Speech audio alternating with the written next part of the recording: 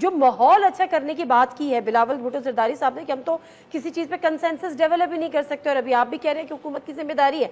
जब हुकूमत की जिम्मेदारी है तो थोड़ा सा ब्रीदिंग स्पेस दे दें, एक ऑपोजिशन को दे दें। अगर उनको रिजर्व सीट्स मिल रही हैं तो उनको लेने दें। आपकी हुकूमत तो जो की तू रहेगी, माहौल तो अच्छा करें।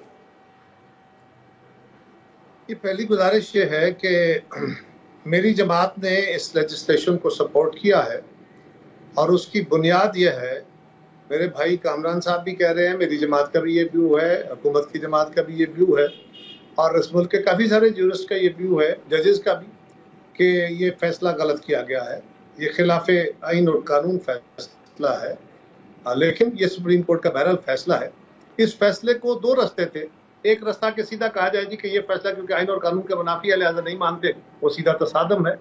वो रास्ता बिल्कुल बहुत खतरनाक, बहुत बुरा, ये भी कोई आसान रास्ता नहीं है। लेकिन अगर एक फैसला गलत हुआ, उस गलत फैसले से मजीद बहुत बड़ा पॉलिटिकल डिवाइड और बहुत बड़ी खराबी बनने का अगर अमकान है, जो कि है, तो फिर क्या करना चाहिए?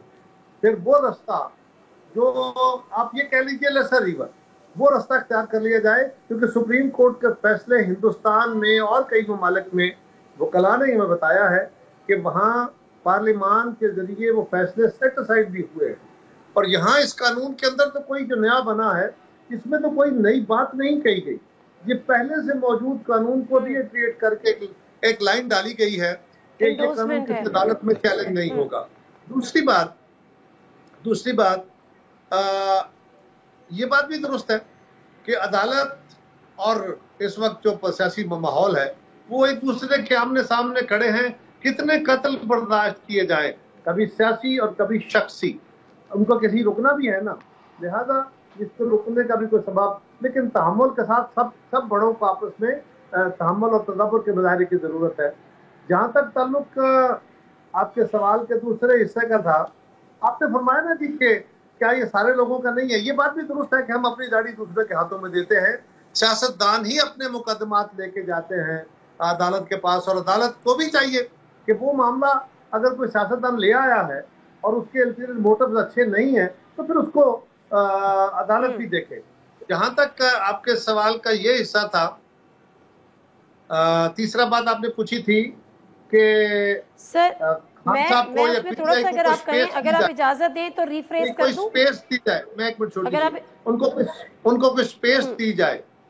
तो स्पेस देने का तरीका सिर्फ ये तो नहीं है, जो उनका हक बनता है वो, और वो स्पेस लेना तो चाहें, वो तो डायलॉग ही नहीं करना चाहते, वो तो फौज से डायलॉग करना चाहते हैं, और वो सिविल सुप्रीमेसी की बात नहीं कर रहे, वो अपनी सुप्रीमेसी की बात कर रहे हैं।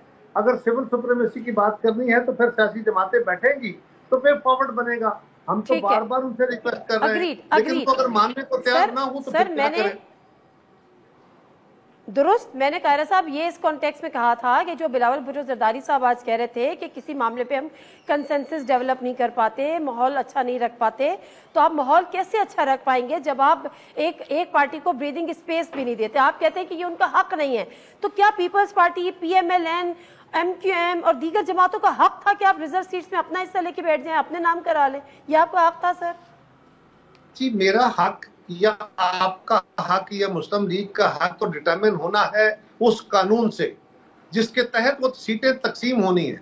ना वो सीटें पीपल्स पार्टी ने ली हैं, ना मुस्लिम लीग ने ली हैं, ना किसी और जमात ने ली हैं, बल्कि वो तो कानून के मुताबिक तकसीम हुई हैं।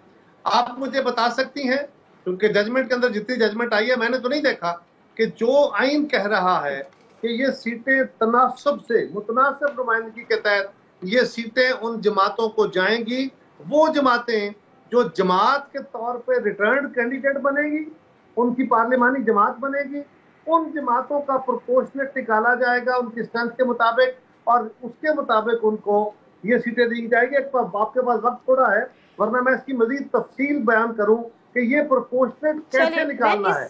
आइन ने ये नहीं कहा कि एक सीट के साथ एक सीट मिलेगी, 2 सीटों के साथ एक सीट मिलेगी, बल्कि उसका तनासब निकालने का एक तरीका है। अदालत ने उसको कंसिडर नहीं किया, जो कि गलत हुआ है।